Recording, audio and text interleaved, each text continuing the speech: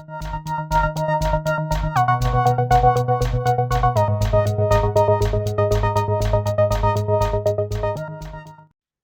welcome to the second part of this evening when Marina Hatsopoulos is going to talk to us about common mistakes that entrepreneurs make and perhaps some solutions for them. I've crossed paths with Marina over a number of years. We've never really worked together except on some MIT-related committees, but I've heard a lot about her over the years, and I know the key thing was, as a co-founder of Z Corp, I think the first 3D printer company on the planet.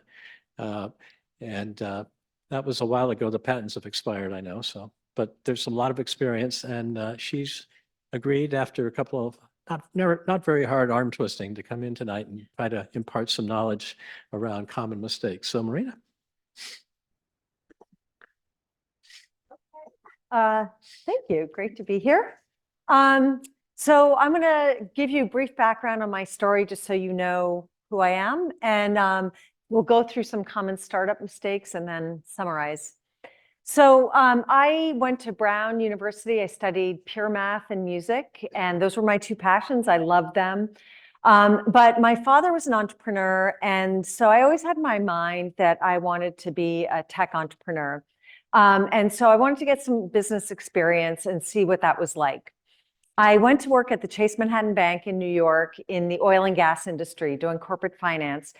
And that was a great experience because it taught me some skills that I think are useful no matter what you do, but in particular for doing a startup. So one of them is learning basic accounting. And I know that must seem so rudimentary and boring to you, but if you can't keep score, you can't win the game. So you need to know how accounting works. And that has been invaluable to me in my career.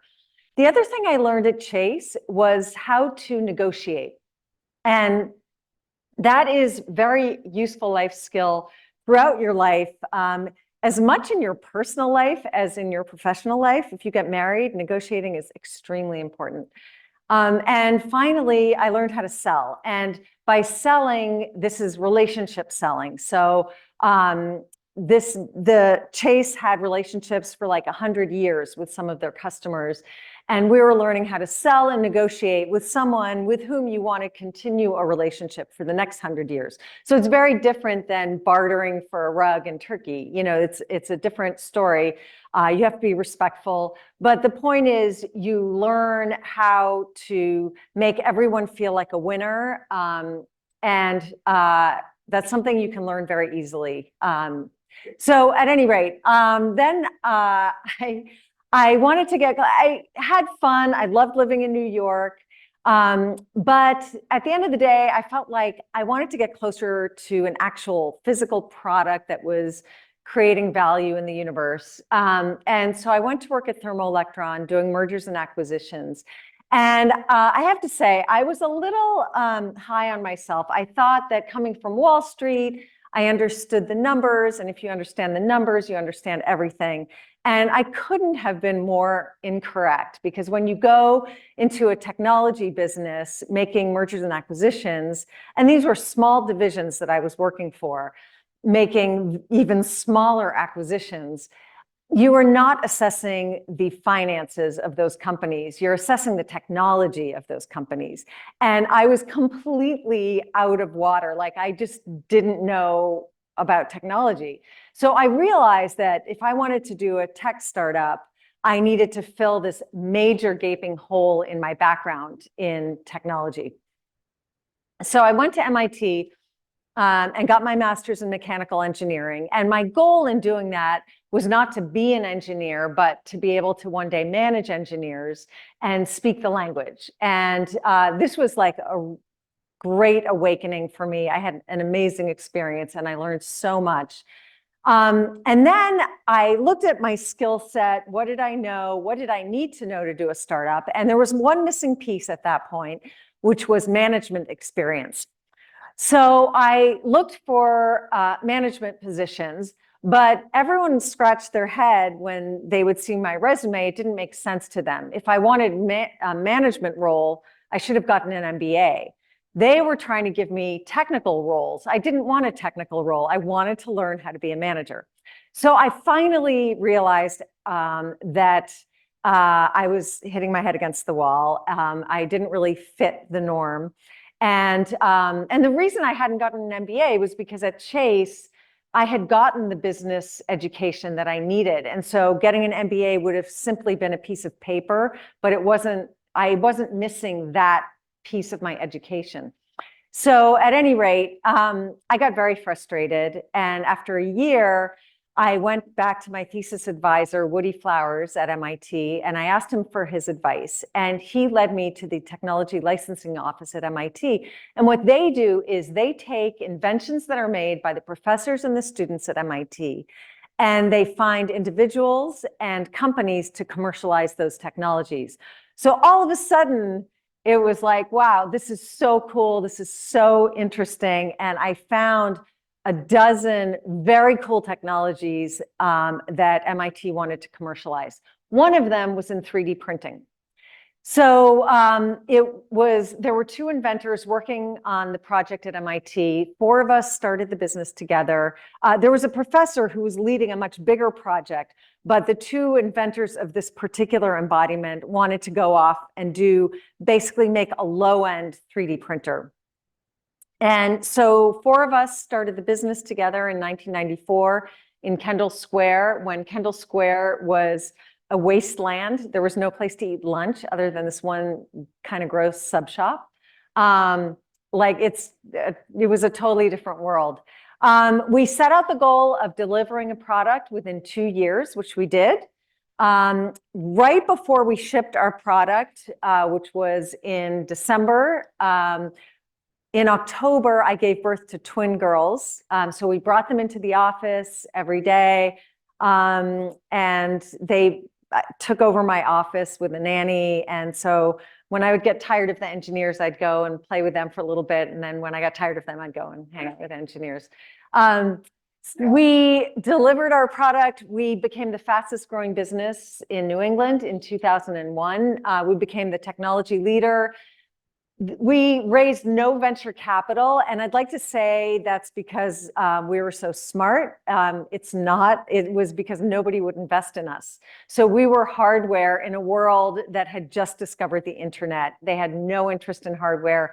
Our economics were not at all exciting to venture capitalists. But we were very scrappy, and over 10 years, we grew to $30 million, 125 employees. And we became the market leader and number 2 in market share in the 3D printing market. After 10 years, we have 4 kids. I became totally burnt out. The business was growing like crazy. I wanted to get out. And I was the CEO, so I told the board I wanted to leave. I wanted to sell the business. Of course, the board had drank the Kool-Aid. They didn't want to sell. So that was a whole other sales process, trying to convince them why we should sell the business. Since that time, I've been on corporate boards, large public companies, small private companies, startups. I'm an angel investor. Recently, I'm of Greek descent. Both my parents are from Greece. During the economic crisis in 2008, unemployment hit over 50% in Greece. And so a lot of young engineers who were very well educated, had no jobs, ended up just creating startups. They saw what was happening around the world. And so there's this whole startup ecosystem in Greece that has taken off that I've gotten involved with. And finally, I'm a writer. I write business articles, essays, and short stories. You can check them out at wendystreet.com. So to startup mistakes, I've made all these mistakes, just FYI. I'm going to make it sound like I'm so smart, but I'm not. The first, stay stealth. And by the way, all of these things, when you first see them, you're going to say, well, yeah, obviously, like stay stealth, right? You don't want people to know what you're doing. People might try to steal your idea. Don't bog down development with customer input. You know better, right? You have a vision, you have an idea. And plus, it's really hard to find customers. It's like expensive, it's time consuming. I don't know where to go. And then I get all these different opinions and I don't know how to break them apart. It's so much easier if I can just stick with my vision, stay focused on my vision. This is wrong, okay? Staying stealth is a really bad idea. You have much more to gain than to lose by talking to your customers. Your customers have the answers. People can steal your idea. The minute you hit the market, they're going to steal your idea. So if all you have is an idea, you're just not going to go anywhere anyway. What you need to do is talk to the market and find out, is your problem painful enough? Are people willing to give you their money? You don't know if you have a business until somebody has actually given you money. How big is the market? And then what's the lowest hanging fruit? So what's the beachhead market? What's the niche that's going to be easiest for you to go after? And the only way you're going to find this out is by talking to 10 people, 20 people, 50 people, 100 people. And you find, wow, when I talk to these people, they're not all that interested. They think it's like an okay idea. But when I talk to these people, they get really excited and they are willing to pay me. They're in fact willing to give me a deposit to prepay for the product. In fact, maybe they even want to fund some of my research and development. That's when you know, okay, that's the market you want to go after. And you're not going to know that just by being really smart. The only way to know that is by talking to people. So thank you, Bob, for the prep on that in terms of talking to customers. Strive for perfection, right? Didn't your mother teach you this? Your teachers taught you this? Prototypes are ugly. You need to make it perfect before you showing it to customers. And I have to tell you, definitely in so much of what I did in those early days in the company, I wanted it to be perfect. And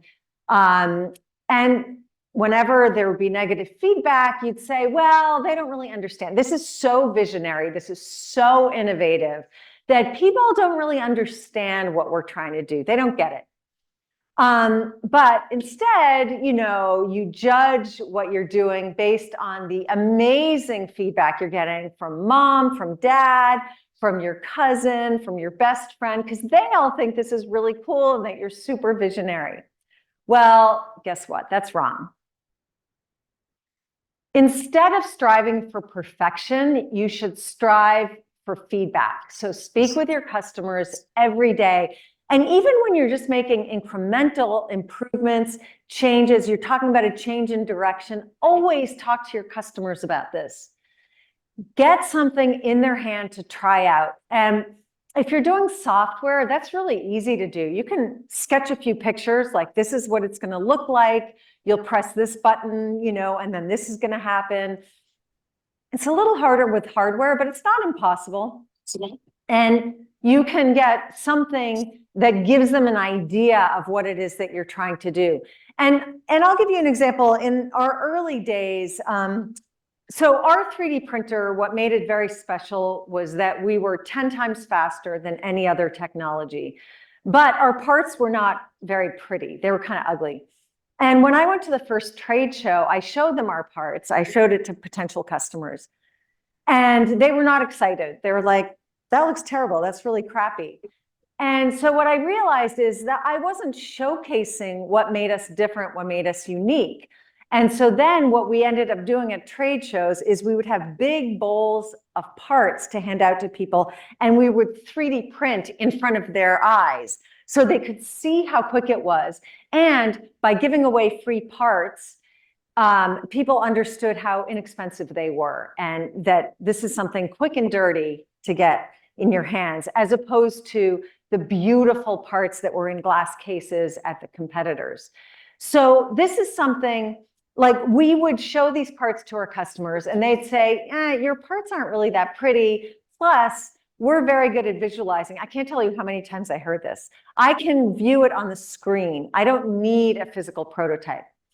And I would say, you know what, humor me, send me your CAD data and I'll send you a part and you can tell me what you think about it, just for free. Let me do that. Okay, fine. They would do it. They would get the part in their hands and they would say, well, your 3D printer doesn't work very well because there's a wall thickness here that's too thin for us to manufacture. We couldn't possibly do that. And we say, well, guess what? That's your CAD data. Your CAD data has a flaw in it in your design, and you weren't aware of that until you actually saw the physical product. Or they would say, the buttons of this remote controller are not conveniently located. They only felt that when they had the part in their hand. So what you want to do is get the customer to really interact. That's when you start getting useful feedback. Try to sell the product before it even exists. So early prospects are so valuable because they can help guide your development. They'll say, don't waste time on that. You might spend weeks and weeks trying to perfect something that's really hard to do because technically it's very clever, your idea, but the customer doesn't really care about it and they're not willing to pay extra for it. So it's only by talking to the customer that you'll get that guidance and steer your development. And then finally, the customers may also help fund your development. I just have been advising a startup that has gotten many millions of dollars from strategic companies that want to see this company be successful. And so they're spending millions of dollars of non-dilutive funding to get the development accelerated. So go by the 80-20 rule. Perfection is your enemy. By the time you get your product perfect, your brochure perfect, your anything perfect, you will have missed the market. It's too late. Whatever time it takes you to reach perfection is too long. You want to get 80% there. And I know for a lot of people, this goes against their grain. It definitely went against my grain. I did some of the stupidest things. I had venture capitalists coming to visit, and the chairs in the boardroom didn't match. And I would keep them waiting to go and run out and get a chair that matched. I mean, it's really stupid. You should not do things like that. Don't try to please everyone. Start with your niche. So find who cares the most about what makes your product special. And that's where you want to focus your attention. A whole bunch of people are going to tell you that what you're doing doesn't make sense. There's no market for it, blah, blah, blah. As long as you can find the niche, the group of customers that you can identify that really care about what you're doing and they see value in it, that's all that matters. Don't worry about the other people. If you can't find your niche, keep searching. Create buzz. This is something I see a lot of entrepreneurs do. So, focus on awards instead of on customers. Invest in expensive marketing. So I worked with a startup that had this vision of I'm going to make a video and it's going to go viral, and that's how everyone's going to discover us. A lot of times entrepreneurs will track social media numbers and they'll track press coverage instead of tracking their customers. In the face of all the rejection and failure that you as an entrepreneur will face every single day, all of these awards, all of the social media numbers, those feel so validating. You are craving someone to tell you that what you're doing is okay, that you're not a loser, that you're not a failure. You're just dying for some validation. And so this is why you crave the accolades, to be in front of a stage and someone giving you a big trophy. But guess what? It's a mistake. Don't fall for this trap. The media will do this to you. The media, you get covered by one newspaper, one journal, one radio station, whatever, and then they all latch on. And pretty soon you start believing that you really have created this incredible thing that's going to take off. What that means is you've lost track of your customers. You're focused on the wrong thing. You have not kept your eye on the ball, which is your customers. Instead, focus. Stay focused on your mission. Ignore these distractions. These are all distractions. Disregard the awards, the press coverage, the accolades. I worked with someone who said, when you get the award, the better the award, the bigger the kiss of death. It means you're on the precipice. Things are about to go really bad. So always have that in your mind. This doesn't mean things are going great. This means I could like be coming right over the cliff. Your value is in your startup's revenue, in your startup's growth, and in your startup's profits. So keep an eye on the prize. Awards do not build a strong, sustainable business. Customers do. Hire people you trust. Now, this seems so obvious, like how can she have an issue with that? So what people do is they want loyal teams, so they fill them with their friends and their family, even if their experience isn't quite right. But you know what? They went to college together and they're such a good guy. And so they know all the trade secrets will be kept, there. Or sometimes people go after a famous board chair, someone who's on lots of boards, who's an expert in the field, who has a big name. People write articles about them. They're really big in the field. This is all a mistake. And I think Bob has a story about this. Do you? No? Okay. If you think of it.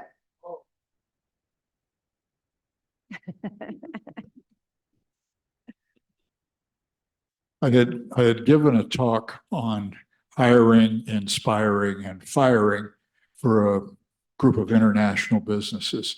And when I was done, a woman came up who was running a business in Hungary. She was from Budapest. And she said, well, thanks a lot, Bob, because you made me realize I need to fire my co-founder. And to make matters worse, my co-founder is my husband's brother. This is going to cause a rift in the family that may never heal. So the moral of the story, don't hire anybody you can't fire, which is probably your next slide, right? Exactly. Exactly. So the thing is, being an entrepreneur, as you've heard from Bob, is very difficult. It's really, really hard. And there are a lot of dark moments. You need your friends and family. You need them as friends and as family. You need someone to go to so you can complain about your employees, someone to go to discuss your self-doubt. Those people need to stay in their roles, because if they become your employees, you now have nobody to go to. And if you fire them, you've now lost your friend, you've lost your family. You're just compounding problem after problem. So do not hire someone you can't fire. What you're looking for is to create the best team.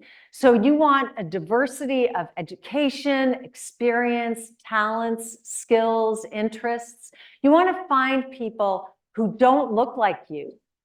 I worked with an entrepreneur, and she always hired people that were just like her.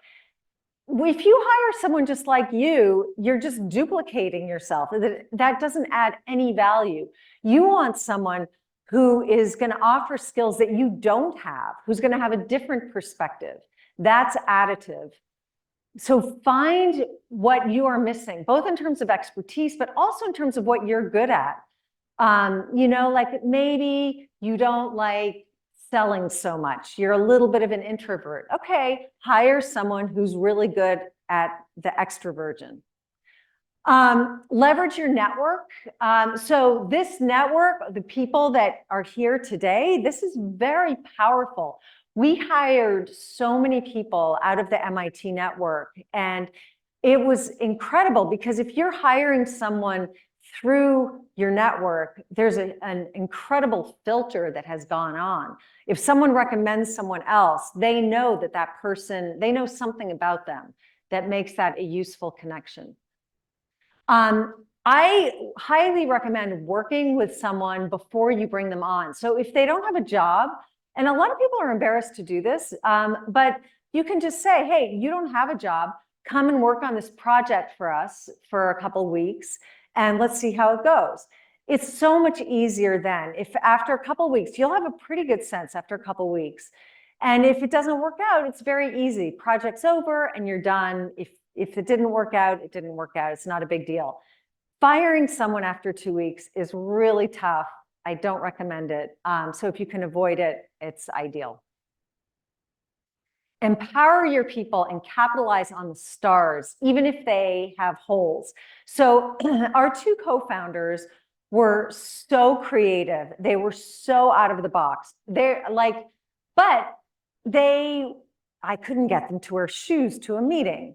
Like, I couldn't get them to organize the lab. I couldn't get them to write the reports they were supposed to write. You know, like, they were just crazy creative guys. And instead of like trying to get them to be something that they were not, instead we used them for what they were so great at. And we had other people do the other things, like attend business meetings with the customers, you know, things like that. And it worked out really well in the end. So for example, one of our co-founders didn't show up at the office for, you know, periods of time. And, you know, you're kind of like, what's he doing? Like, is he doing anything? And then he appeared with a technical solution to something that we had been working on for months that nobody had been able to solve. So that's what these guys were. They were able to add huge value doing things their own way.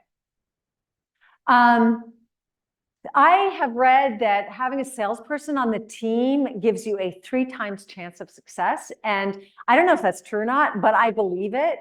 Having a salesperson, what that means, a salesperson on the team, on the founding team, means that you're talking to customers. It means you have a voice in the room when you're making strategic decisions that is going to argue from the customer's perspective with deep knowledge of the customer. So I think this is probably true. When you bring on senior executives, either in the business or on your board, they may be out of touch. They may be very busy. They may be used to having a staff of people to help them. Somebody we hired at Z Corp to run our head of sales had been at PTC, and we thought, wow, he'd been wildly successful, had worked his way up through the ranks, and we were bringing him on to be head of sales. But head of sales at Z Corp at that time meant picking up the phone and making a cold call. And after one day on the job, the guy said, geez, I just can't do this anymore. Like, I forgot how hard this is. And it's been years since I've made a cold call. It's awful. Like, I don't want to do this. And so he quit after one day on the job. Very busy board members. You may find it's hard to get them in the room. They have all these other commitments. They're not focused. They're checking their emails. They've got a lot of stuff going on. They promise things, but they don't actually deliver. So sometimes having people that are too high level, it sounds good, it looks good on paper, but they're not actually able to contribute. And a lot of times it's the much younger people who have fire in their belly who can really contribute. Be nice. Didn't everyone tell you always to be nice in school? Avoid conflict so people will like you. Don't upset anyone. And look, honestly, negotiating. My mother refuses to negotiate. She's like, yeah, whatever price they give me at the car dealership, I just take it. I don't want to negotiate.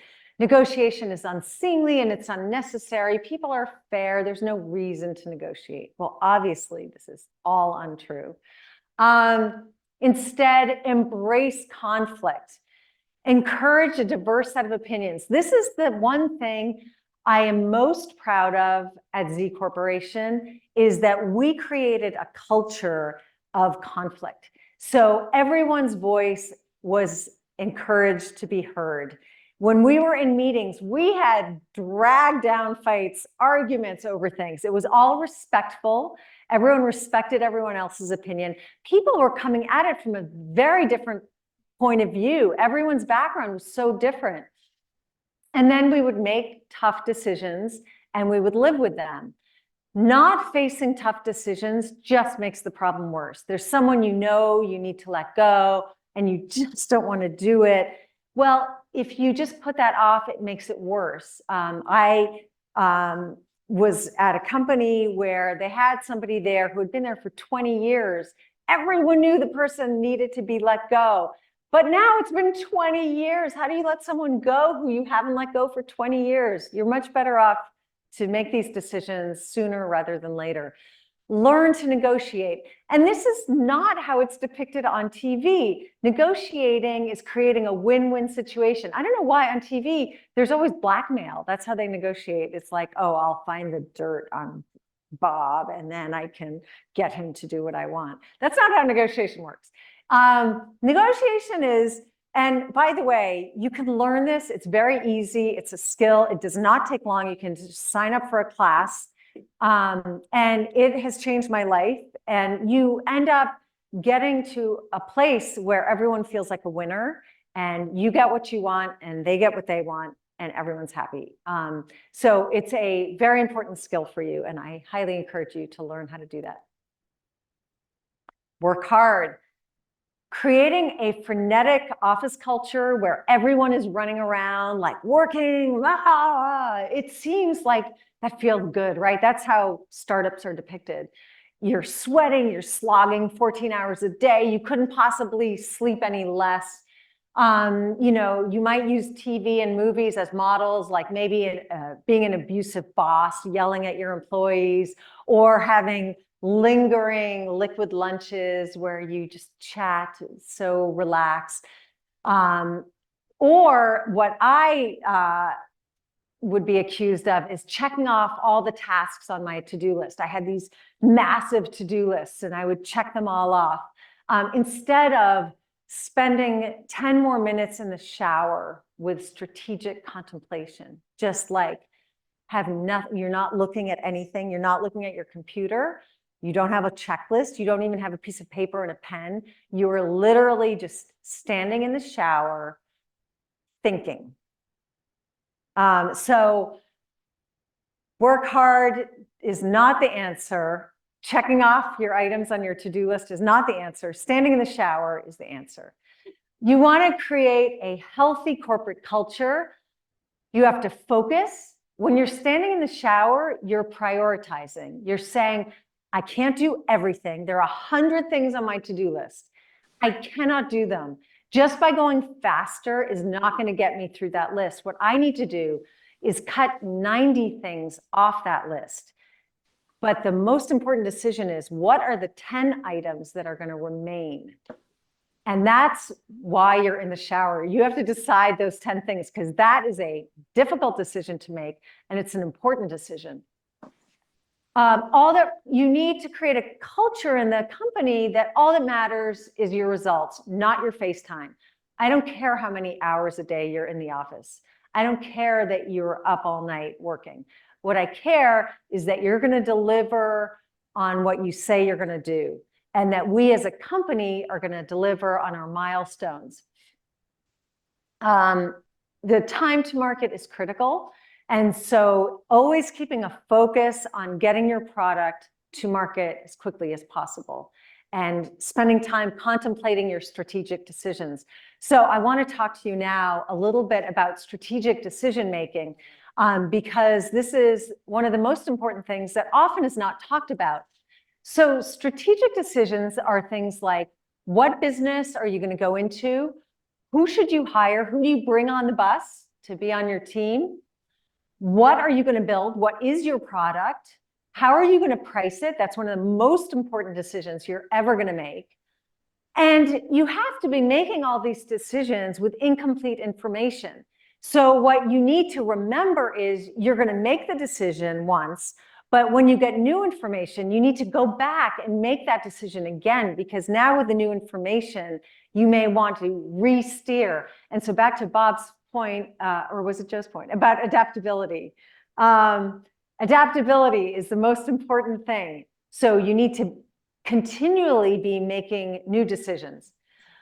Be aware of which decisions matter most. And so you need to focus on the strategic decisions, those 10 things that matter the most, and then delegate.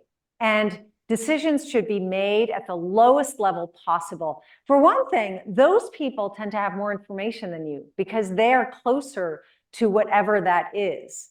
You're a little bit removed from whatever decision is being made. So you want to push that down and you remain focused on the strategic decisions. Examples of strategic decisions. So for example, at Z Corp, the fact that we didn't have venture capital. Now, that wasn't really our decision. It was made for us. But later we had the choice to raise venture capital. After we were successful, we got interest from the VCs. And at that point, we decided not to. So at that point, it was a strategic decision. It's so important, though, because we ended up building this company with only $2.5 million of revenue. And so we really did not dilute our equity very much, which it was very important to us when we sold the business. Focus on profitability.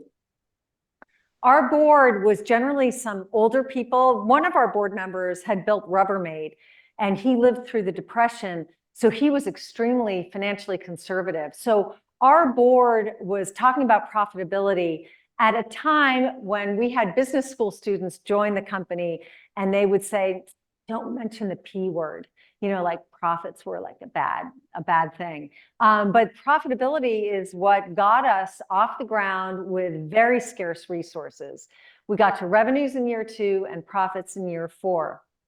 Product pricing, it's much more expensive than you think to make and to sell an innovative new product. You have to educate the market on what's needed.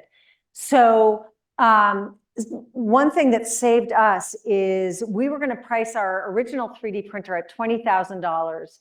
And right before we launched, our competitors came out with 3D printers sort of in the same kind of early prototyping phase. And they were pricing it at $60,000. So we studied what they had, and we decided, well, if we're 10 times faster, why don't we try pricing it at $60,000, not the $20,000 that we had originally planned? And let's just see what happens. We can always lower the price. We can't raise the price. So we did it. Turns out that is a sweet spot in the market, and that saved us from financial ruin, because it turns out the sales process was much longer than what we had originally anticipated. And so we needed that money in the bank. It was also more expensive to manufacture than we anticipated.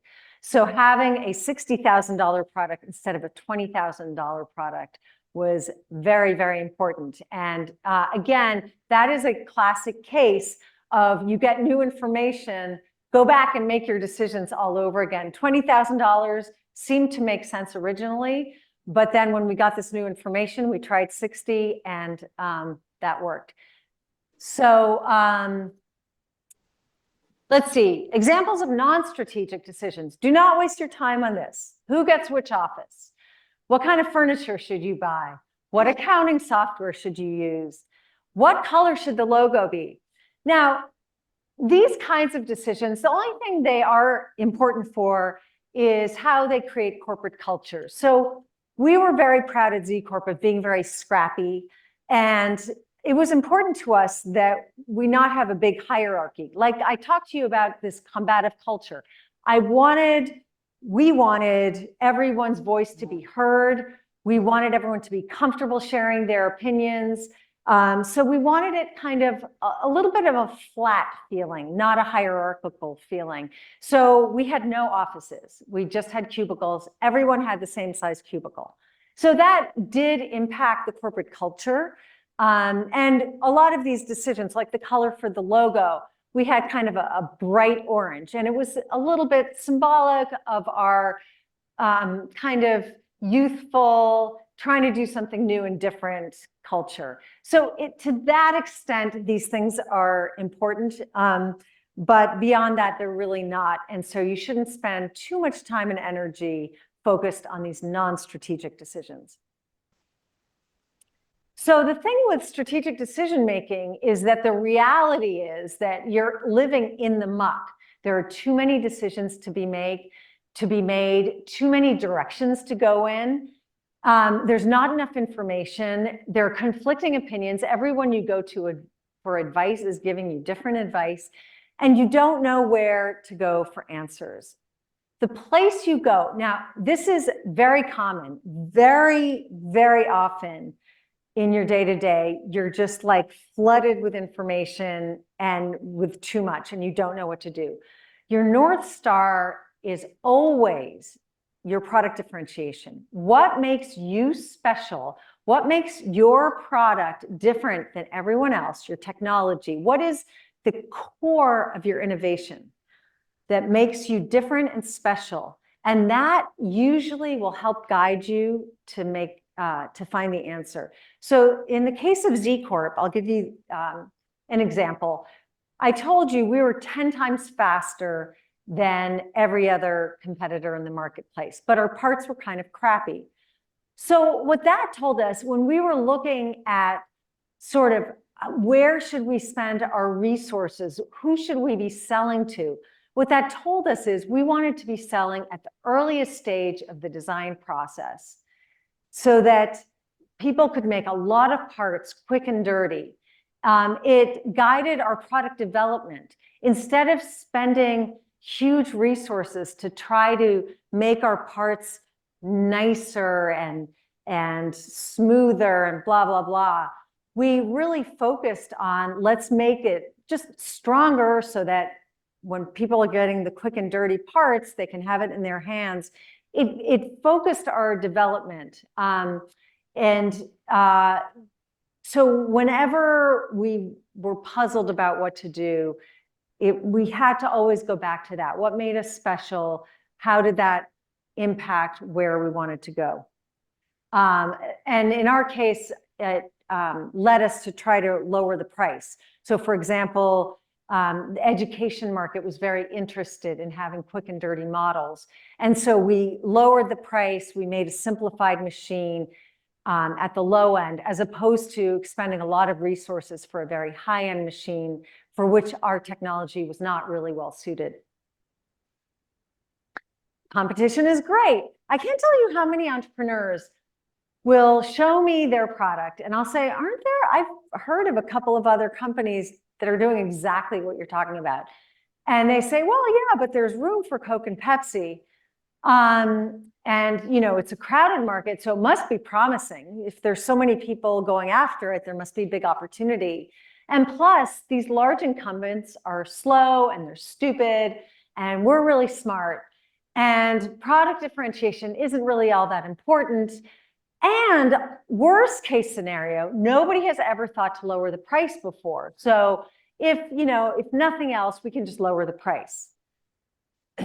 This does not work. Instead, you should be focused on your product differentiation.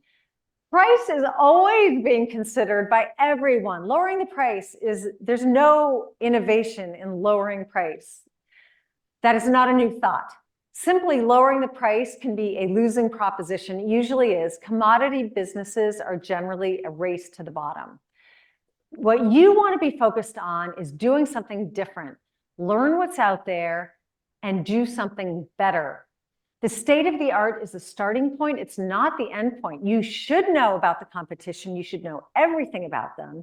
And then go one step further. What can you do that's slightly different, a little bit better? The problem with this, as Bob said, there's no playbook to follow. And so this is the tough part. There's nobody telling you what to do. There's no instruction manual. You can't just follow somebody else's lead.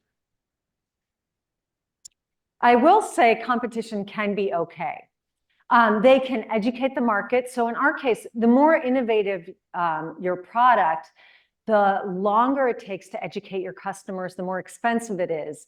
It is easier to have a benchmark to sell against. So I will say at Z Corp, in the very early days, we had very little competition, and it was very difficult because we were convincing people to use 3D printing. What's the value of 3D printing as a whole? They had never heard of 3D printing before.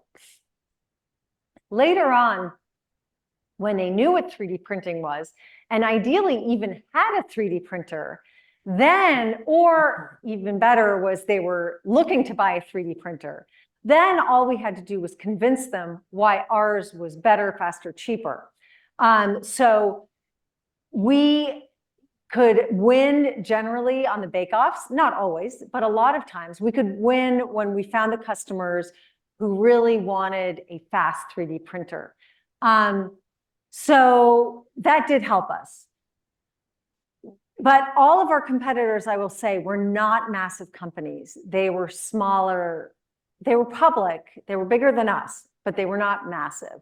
Having competition from huge incumbents, and I'm talking about the Googles and the Amazons of the world, that's just generally bad. They have talent, they have manufacturing, they have distribution, they have market knowledge, and they have millions and millions, if not billions, to invest to crush you. They might be slow to shift, it's true, but they are not stupid. If they have not entered the market and they are perfectly positioned to do it, number one, they may have tried it and they failed, and there's probably a reason that that market is not a good opportunity. Or if you prove it out, they can, in a blink of an eye, come and just take the market away from you. So you want to think about who's perfectly positioned either in the market or with their technology to do this. Why haven't they done this already? Sometimes they have tried it and they were off the mark. There could be some good reasons why. Maybe there's a new enabling technology that exists today that did not exist back then. Maybe the regulatory environment was not conducive. The answer to this question should not be, we are smarter than the rest of the world, because probably that's not the case. What will keep the large incumbents from competing if you're successful? So what you want to think about is, if I were to compete with this huge, large company out there, will they have an unfair advantage or will I? What makes you uniquely positioned to do this? And ideally, what this comes down to is intellectual property. So intellectual property creates product differentiation. It blocks the competition, and it can come in two forms. It can be a solution looking for a problem. So in the case of Z Corp, there was this intellectual property, and we created a product from that. So we started with the 3D printing technology and created, found a problem in the marketplace that this could solve. Sometimes it can be a problem looking for a solution, and that's where you identify a market opportunity, and then you look for a technology to develop the IP, and that can work. So for example, during COVID, there was a shortage of ventilators, and so people created a 3D printed valve as a solution to that problem. So they looked for a technical solution for the problem. So it can work either way. It can be patents, and typically these are things that might be very difficult to invent, but very easy to copy once they're out in the market. It could be trade secrets. So these are things that are not patentable. They might be difficult to copy. So for example, in our patents, we patented the materials that went into our 3D printers. And in the patent, you have to give a bunch of detail. And so we gave a bunch of detail about what the materials were, and we gave ranges, 20 to 40% fiber, blah, blah, blah. What we did not give is things like, what was the brand of the fiber that we used? The very specific details about the fiber length. We didn't give excessive detailed information. We protected that as trade secrets and know-how. And that can be extremely valuable. People didn't realize, but it mattered which vendor you bought the fibers from. So it can also be processes. So the process for mixing was proprietary in our case. So think about what makes your business totally unique and special in a way that cannot be easily copied. Why would the customer care about this? You want it to be better, faster, cheaper. And I said, you don't want to go just for low cost, but cheaper could be part of the package, that you also have something that's better and faster. What are the big questions you need answered to validate the market opportunity? How can you find the answers? What tests can you run to see who cares about this solution in the market? And I did want to emphasize one thing, which is you do want to be better at something. You want to be incrementally better than anything else in the market, but you do not need to be better at everything. As I told you at Z Corp, we were actually substantially worse in our part quality. Our parts had a very rough surface finish. They were weak. They did not look like a finished plastic part at all, but you could get it before lunch instead of waiting till tomorrow. That's a huge benefit. If you're building a prototype and you can have the part in your hand before lunch, that's a huge value add. People cared about speed. So it has to be something that is very different that the customers actually care about. Stay positive. Put bad news out of your mind. Believe the engineers when they tell you they'll have the product next week. Yeah, sure, maybe last time they went over cost, they went over time, but this time things will be different. Well, probably not. So look at history and reassess. When you get rejected, when you fail, which will happen, all of this offers information. So what you need to do is really focus on what can you learn from the rejection and from the failure. Use the failure and rejection to do things differently going forward. Take some time to think about who reliably delivers. That one software engineer always delivers on time. That other one always takes twice as long. So now you just build it into your forecast. When they say they're going to be done in 2 weeks, you put into your mental model, it's going to be a month. That's fine. You just learn to calibrate people. Use your new information to reconsider your past decisions. So as I said before, as you find out, this engineer actually tends to always run over by 2 times. Okay, so now we had been projecting that we would have the machine ready by December. If this is going to take twice as long, it's not going to be ready by December, which means we're not going to have enough money, which means I need to go out and fundraise. So make sure you go back and make those decisions, because everything follows this other information that you didn't really have as well locked down. Focus only on growth. Who can argue with growth? Cash will be there when you need it. Who cares about profitability and financial sustainability? As long as you have growth, you will find an exit. No, this is not the case. Instead, watch your finances like a hawk. Talk with 20 prospective customers. Are they in pain? How much would they pay for it? Keep track. How many units, revenues can you generate? What's the time and the investment that's going to be required to get to revenues, to get to profitability? And you're going to have to be adjusting this all the time.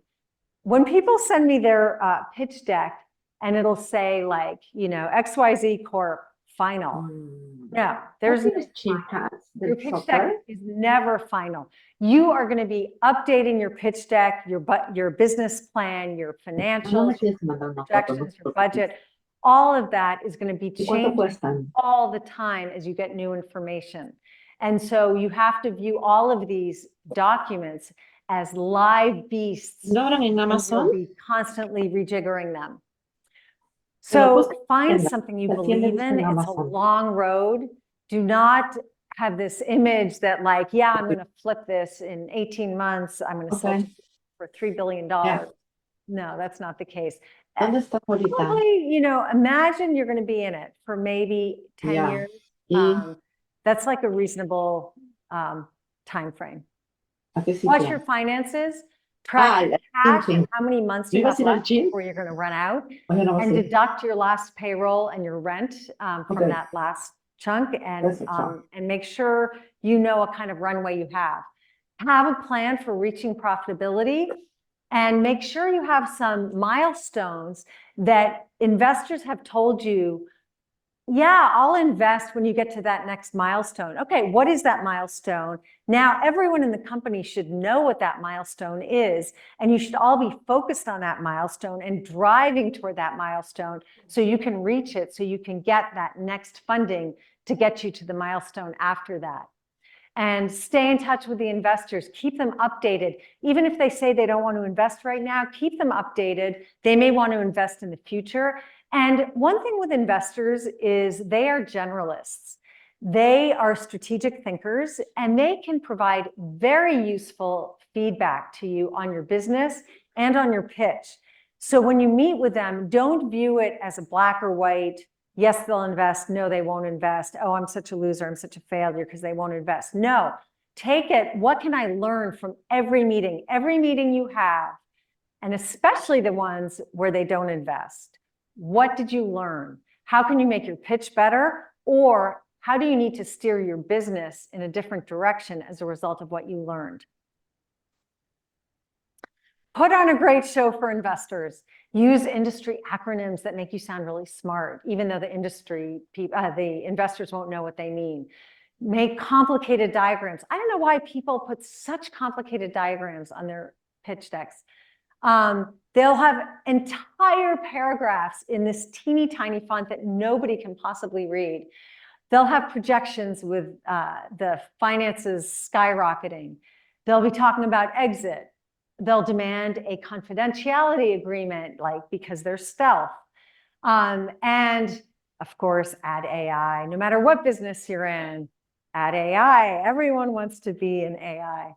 No, obviously not. Instead, simplify your pitch. If you're working on a pitch right now, take out at least half the words. Focus, this is where you need to go back to your strategic thinking. What is the problem that you're solving? What is your solution?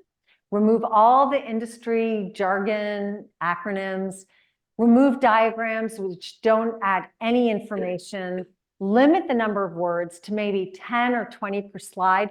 What you want to do is explain and quantify the customer value proposition.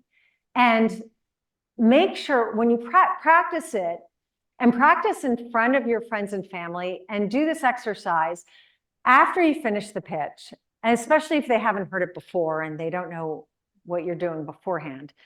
At the end of it, say, what do you remember?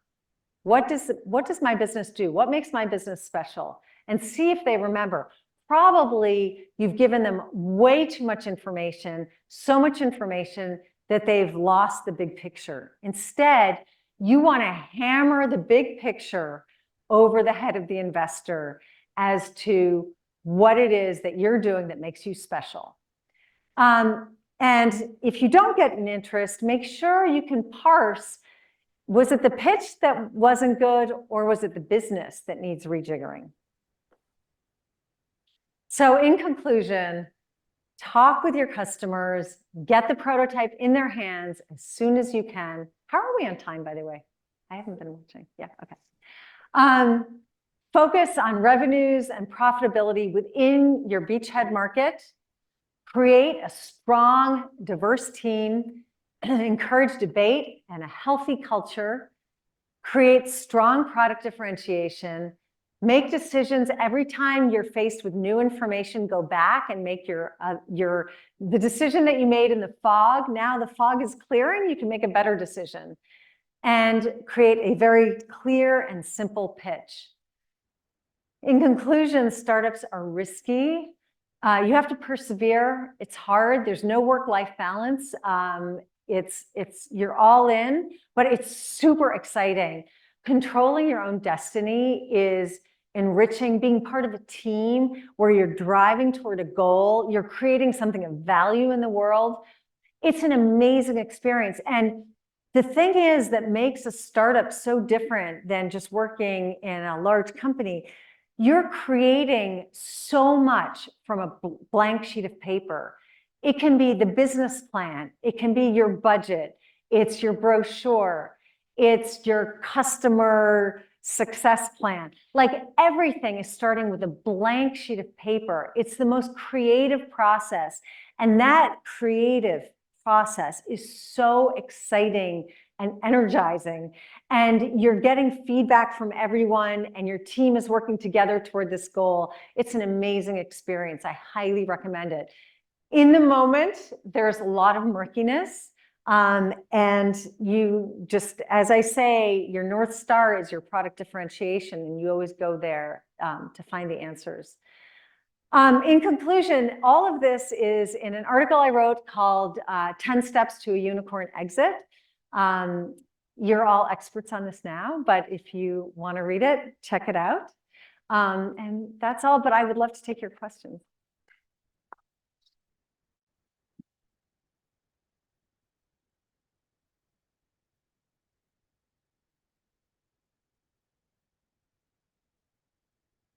Thank you so much. First, it was like very, very useful, especially when you mentioned the skill sets, and which also made me think about like Bob's speech earlier about not knowing what's missing in your skill set is dangerous. But here comes my question. To what extent you need to know that yourself, and to what extent you need to find the right people to get them in your team to complete the skill set?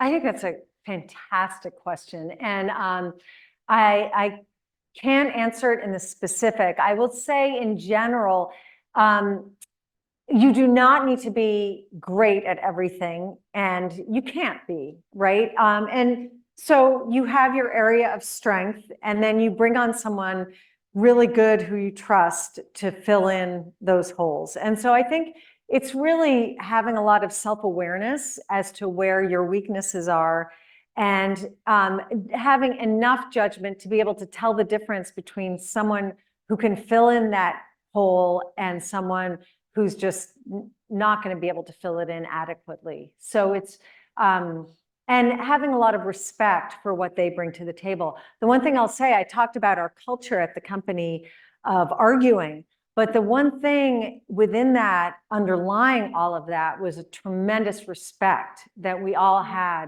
for what everyone else was bringing to the table. Like, I totally disagree with you, but I know that you know how to build hardware much better than I ever will.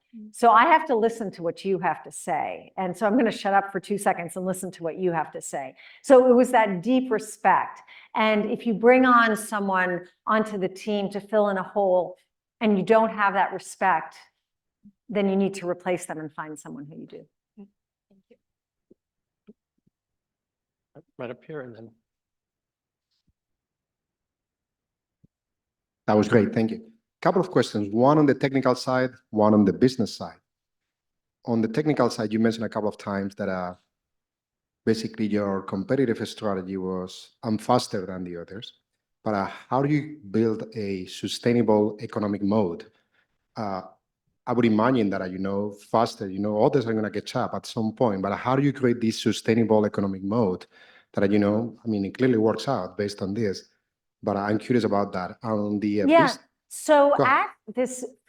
at this trade show where our competitors launched their big competitive products, we studied them, and then we went back to the technical team and we said, like, is this the end of our business? Should we just fold the company? And they said, we are 10 times faster, but not only that, we own speed, and we will always own speed because of the way our technology works. And that was true. And they could explain technically why we would always be faster than the competitors. And so that was a core differentiator that we knew we could hang our hat on until the patents expired, that we would be able to own speed. And so that's why we really focused on that. It was basically the IP. So the IP was really strong. Exactly. And you took a really risky decision, business decision, of going out with a prototype that wasn't really, polished. I'm curious about how you guys come up with that decision. It was from the technical side or all the way up to the board? So who had the brilliant idea of, let's go in this way? It wasn't risky, putting a new product out of the market, and it's not really polished. It was at the board level, or it was some kind of, it was you, your engineers? It was the team, I would say the management team. And what we did is, with our first products, hardware, is notoriously difficult because it breaks down. So we sold our machines locally so that we could service them very easily. And our first couple of machines, we said these are beta machines, so they may have technical issues, but we're working with you. We want your feedback. You're going to help steer the development. But they paid full price for them, even though they were beta machines. And customers love being part of a beta program. So I think if they understand that you're a startup, this is a new product, they want to be on the bleeding edge of technology. And so as long as they know that you're working earnestly to help keep everything working okay, they will be very patient with, you know, the hiccups that come along with that. Congratulations. Thank you.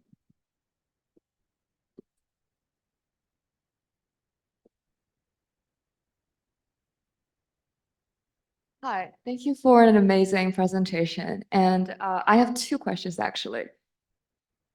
First one is that, so I'm thinking of bringing on a CTO, but I'm also not sure if I should bring this person on as a CTO or a co-creator. So how do you decide like when? Because with a co-creator, you can always promote this person to a CTO or someone later, because I haven't really worked with this person. Like there's a, yeah, like when I was networking, it's like, oh, how do I do that? I think with all these decisions, always think about what direction is easy to move, what direction is hard to move. So Okay. like I mentioned, when we priced it, we started at 60,000, figuring we can always lower it. You can't raise the price. Okay. In this case, you can always elevate someone. It's very hard to demote someone. So we always erred in terms of bringing people on at a lower level, and then you can promote them. And it's hugely gratifying to them after you've worked with them to have you raise them, elevate them. Okay, thank you. And my other question is that I want to say that I have no objection to all personality, all backgrounds. Like love working with all of them, and I work well with all of them. The problem is that there are certain personalities that are just really, really difficult to work with. Like for instance, there are, like a little bit narcissistic and not very respectful to, but some of them do have very, very good like technical background. Like how do you bring together a team that even include these personalities, but you can balance them out, or you don't recruit these people, like you switch out at least at the top management level? That's my second question. That's a tough question. So, I mean, I think it depends if it's something, I mean, first of all, it depends how special they are, I guess I would start with. If they are like 1 in a million, then I think you're going to be a lot more willing to deal with it. And then I think you can find ways to manage around personality to some degree. But, you know, it's tricky and it's all in the specific.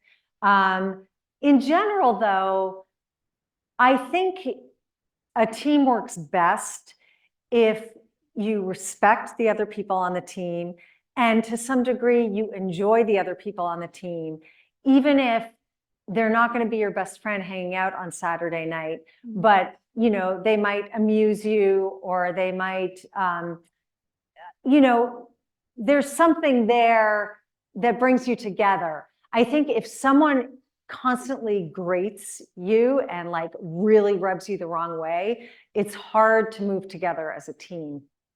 Cool, thank you. Yeah. Well, I think one thing to keep in mind, which I should have mentioned, which I didn't, it's very easy to educate the market and not be at all stealth, to be out there and be talking to customers all the time without giving up your intellectual property. So there's no reason, if I'm talking to a 3D printing customer, there's no reason for me to tell them the supplier of our fibers. You know what I mean? Like, so you can keep all your IP and also be educating the market at the same time. In terms of whether you want to build the market and have competitors help you educate the market versus being alone out there, it's arguable. It depends. Like ideally, you have weak competitors out there that will educate the market for you, and then you can sweep in and take the sale. But you know, it doesn't always work out that way. Thank you. Yeah. This comes from Amy. How do you make sure you hire the right technical talent if you yourself don't have the technical skills to assess if they're a good fit? That's a great question. And I don't have a great answer for it. I think looking at their credentials can be very helpful. I think if there's someone who you know is technically very strong and has been successful, go tap on any kind of resource you have who could do an interview with them and make an assessment. You know, and look at what they've done. Generally, what we did when we hired people, we didn't hire people with specific experience in what we were having them do because we were hiring young people. We didn't have money to hire senior people, so we were hiring very young people who hadn't done it before. But one way we judged people had they been successful at what they had tried to do in the past. So it's an interesting measure. Like they may have tried to do something very different in the past, but everything they've ever tried to do, they've been successful at. That's kind of, it gives you a good feeling about them. They're, you know, and they did well in school and whatever. So I think there's some other ways you can look at it, but none of them are perfect. And I think the best way to tell for any position, technical or other, is to have, as I say, like a smaller type project, something that is fairly easy to assess and evaluate based on that. And on technical level, you can kind of do that to some degree. Thank you. That was very helpful. If you have a problem area that is underserved, a community in the healthcare system, and it's an easier implementation for the bigger companies to Epic systems, for example. They could be executing this solution as well, but they haven't. Nobody's doing it. But there's no particular IP per se that will keep the business safe from encroachment from a bigger company. What do you recommend in terms of something to secure the hard work the startup puts in? Yeah, I mean, I think you need to get creative, and being creative can be, in one startup that I've worked with, what made them, their product differentiation and innovation was really, how did they find customers? They found a way using SEO to attract customers that none of their competitors found. And that's kind of interesting. Like, you don't think of that as being an innovation, but that was.